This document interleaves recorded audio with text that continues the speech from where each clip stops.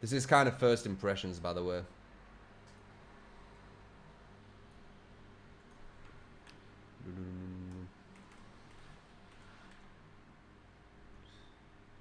I haven't seen it, so we'll see. It's about 5.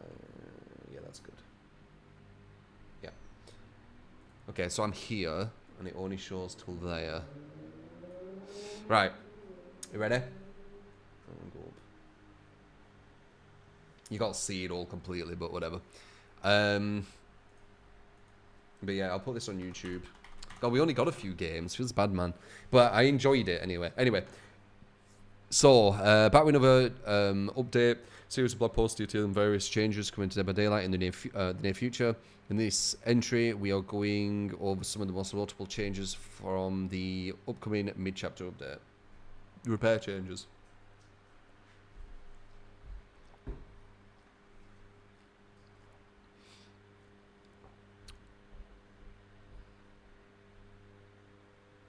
Maybe tired, but then you might have a bad ping. We've been keeping a close eye on repair speed in recent months. That's probably why they nerfed Ruin. That was the speculation. The reason why they nerfed Ruin was to look at repair speed just in general. And we have prepared some changes to repairing. This comes in the form of 2 changes. 1, 2, 3. Thank you for the Prime. Appreciate it, man. You won't be able to see every single thing I'm reading because it will go behind me at one time, but it's not going to take overloads. Reduced efficiency when repairing with another survivor. I heard they was going to do this, but it was kind of a rumor. It wasn't confirmed, so it does look like it's confirmed. Good idea. How much by? As you may have noticed, whenever another survivor comes along and starts repairing a generator with you, the repair meter turns red to indicate that you are repairing slower. Yes, this is because for each survivor working on the generator, your personal repair speed decreases by 10%. So if you didn't know this, this is what was really strong, I think. And I told you this was the more optimal way to do gens. 2 people. If you have 1 person on a gen, it's 80 seconds. If you have 2 people on a gen, it's 44 seconds. It only adds 4 seconds. If you add another survivor onto that, it's 33 seconds. It only takes away 11 seconds. So 2 people on a gen pretty much had no negative. So let's see. Going forward, the speed reduction for each additional survivor is being raised by 15%. While this may sound like a small change, it is the difference between 4 survivors finishing a generator in 36 seconds compared to the current 28. Wait, I want to work this out. Guys, what is... yeah, 28 from 36, apparently.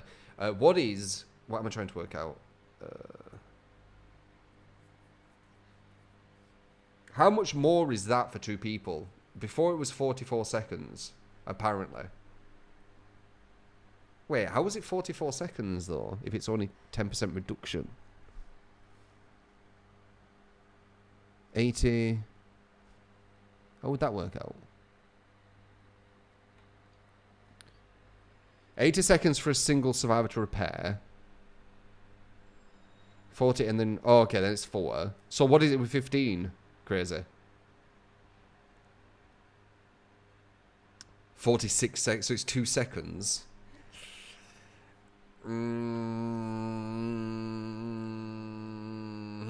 Okay, I don't know.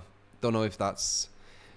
I honestly don't know if it's that was the problem. I think Survivor Friends is the main thing why things are going so quick, but I don't know. 2 seconds. But it starts going more when more and more go on. So when there's 3 survivors, what is it? Does anyone know?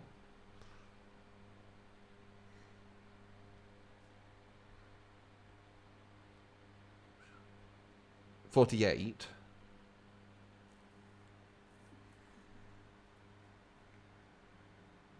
46. So it's 46 seconds for 2 survivors. What is it for 3?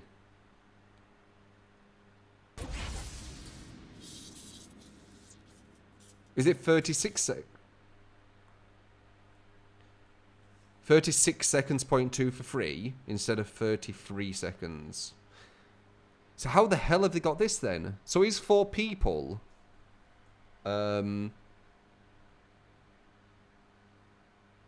Wait. 4 survivors finish a generator in about 36 seconds.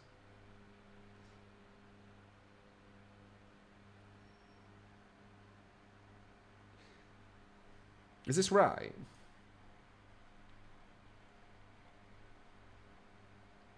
Yeah, 4 survivors doesn't really get changed too much. Maths, yeah. I'm just letting you do it. Usually I get a calculator. Dinger, thank you for the sub. Appreciate it, man. So it looks like it's going to make a big difference, like the biggest difference of 8 seconds when there's 4 survivors.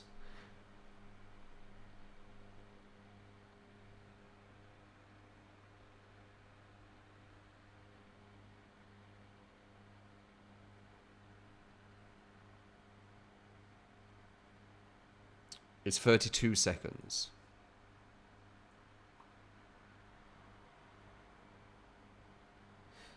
Wait. How fast do survivors finish a gen with 4 people? Is it 36 seconds?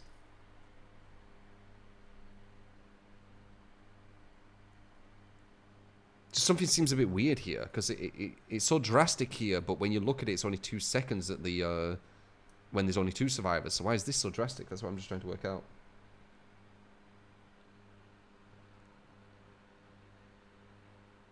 Oh, sorry, yeah, this one. 28 seconds. Is it 28 seconds? Okay. Whatever. It just looks weird. Whatever.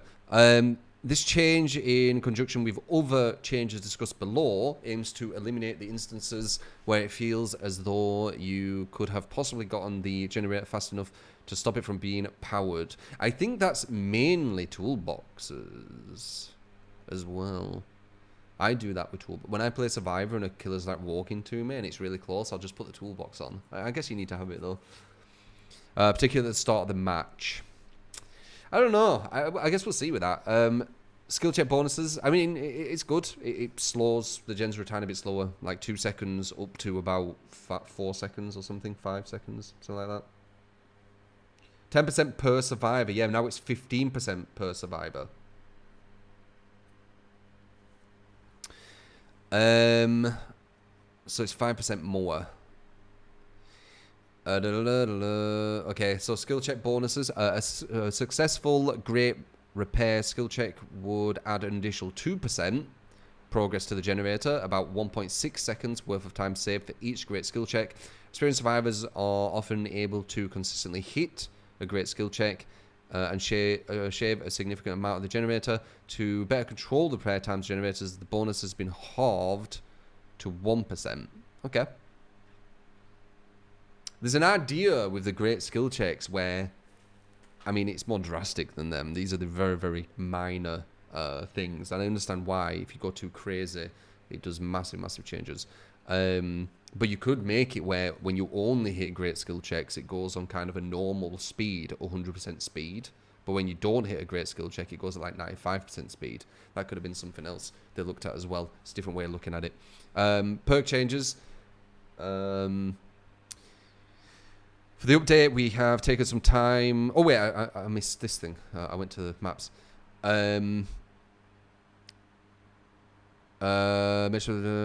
Make sure that the experienced survivors feel rewarded for hitting great skill checks. The amount of points earned for great skill checks have been doubled, so you get more points. Perk changes. With the above changes in mind, we've made changes to 2 survivor perks. Prove thyself, increase the repair speed bonus from 10 to 15. Okay. Stakeout now increases the great skill check success bonus. Oh, shit. Okay. It's trying to make them more relevant because no one really uses stakeout. People do use prove thyself, though, especially Survivor Friends once again. So, don't know. I don't know how I feel about that one, but that's a decent idea. Just no one really uses it. Map changes. For the update, we've taken some time to revisit some existing maps. Or update them. I think they mean and update them using the new tools we have at our disposal and everything we've learned since the game first launched. We reviewed as many maps as we could in this update, but if you don't see a particular map below, it's always possible that we'll revisit it in the future. These changes come in a few different forms. Oh, shit, okay. Size, very important. I said size is definitely something, and there's a lot of people who've said the same shit. Each map has unique size and layout, with some larger than others. Yes, taking a long time to cross. Yes, some of these maps are being reduced in size. Good. It should be 8,500, 9,500 square meters. That's what you should aim for. I've said that. It's a perfect size. It's Cold Tower ish. It's you know, it's in between Cold Tower. Scroll up. They can't see what you were. There we go. Oh, is it here where you see? Yeah. Oh, okay, here.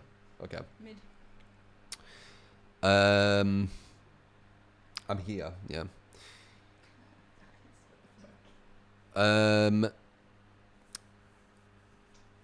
Okay, type spacing. I think, do they mean tile?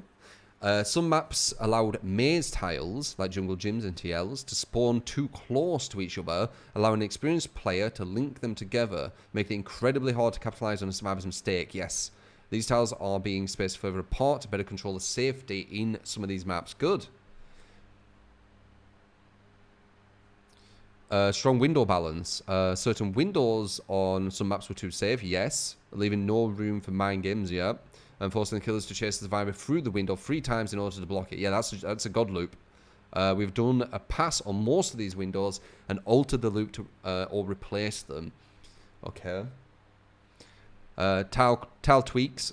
Some tiles have been changed for a variety of reasons, such as adjusting loop lengths or fixing abusable spots. Damn! This is going to be like nearly playing a new game. This is going to be like learning... I mean, yeah, but this has potential to be like having to like relearn shit. Because you hadn't really had to learn shit with Survivor for a long time, to be honest. Kind of interesting. Window spawning logic. Some building feature window variations where a different set of windows could be available from one match to the next. Yep. Depending on which windows were open, a building could either be incredibly safe runs. Yeah, it's fucking random as shit. The random element to these windows is being disabled on some of the maps to control the loop safety. Makes sense. It makes sense. There's one on bloody Groaning Storehouse where you can have a god loop or you have nothing. It's just random. That's just what the fucking. There's a worse one. I always forget his fucking name. I think it might be the worst god loop in the game as well. That one with the big build in the middle on the farm. I can't remember what it's called. That might be the worst god loop in the game because if that god loop isn't there, the movement at the left hand side where the gen's at is so weaker than if the god loop is there. Like they actually split and put a fence where you can't even pass when the god loop's there. It's crazy how strong that place gets. I think it's the strongest one in the game. Pretty sure. We played it yesterday with Huntress. It was tedious. Zenny, thanks for 100 bits. Just wait till you see the screenshots. Lol. I don't know what you mean. Anime Blade, thank you for the 500 bits as well. True, do you think this is going to be... do you think they're doing this because the games are... I have no idea, man. They should be doing it because they want a fun game for both sides, which should always be the goal. Dingo, as I said, for the sub. Ray Fox, I think the 4-month fella true looks like the best patch of the year. Love you and your content. Appreciate it, man. Dr. Butt Fungus, thank you for the 4 months as well. 1, 2, 3. Zixie, thank you for the prime. If I didn't say that, thank you, man.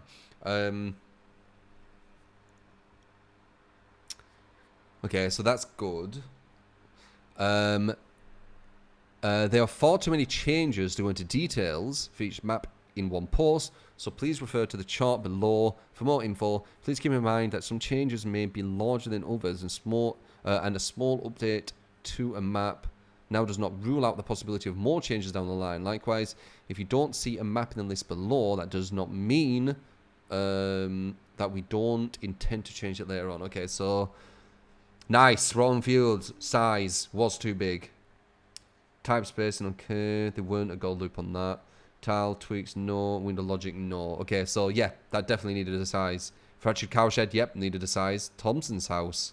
I mean, these are... I can't remember the exact sizes of them. Wait. Mother's Dwelling intend for having a change to the size? What the fuck? That's weird. That doesn't make any sense. Honestly, near enough all of them should have a change to the size, but whatever. Where's the loop? Rented shop. Okay. It's strong, but it's one of the weak god loops in my opinion. Fractured cow shed. I'm guessing they're on about that one. Once again, they're annoying, but they're not the bullshit ones. Suffocation, yeah, that was stupid. Bad ham, yep, very dumb, and it has some god loops. It's really dumb, that one. It has you can god palette. Sorry, you can get 2 god palettes on that for some reason. Abattoir, yep, that was bullshit. Cold tower, okay. It was kind of bullshit. I mean, all of them are. Ironworks, yep, definitely.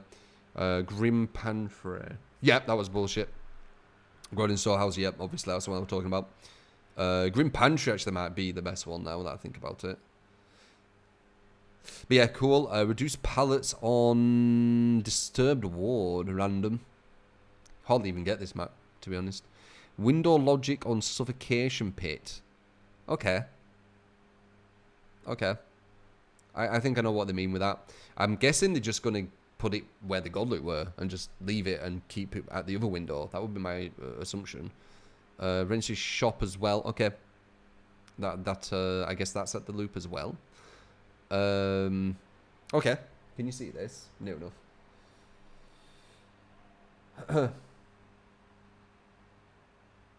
Let's just hope people if they were underneath the pantry. Yeah, no, I agree. Grim Pantry is dumb as fuck. Really, really dumb. It might actually be the best god loop. Okay. Finally, want to leave you with a few teaser screenshots of what to expect to see in the player test build. So I noticed here, people were like, oh, look, breakable wall, right? But I'm pretty sure this is just a door. Like, I'm pretty sure this isn't a window anymore. Now, is this a window or a breakable loop? I guess is the question. Is this a window or breakable? Or is it both? I don't know what this is. Looks like a window to me. I guess it makes sense that it's a window, actually. It's just weird because it's like, I don't know. I ain't seen this before. How do you fit your model there?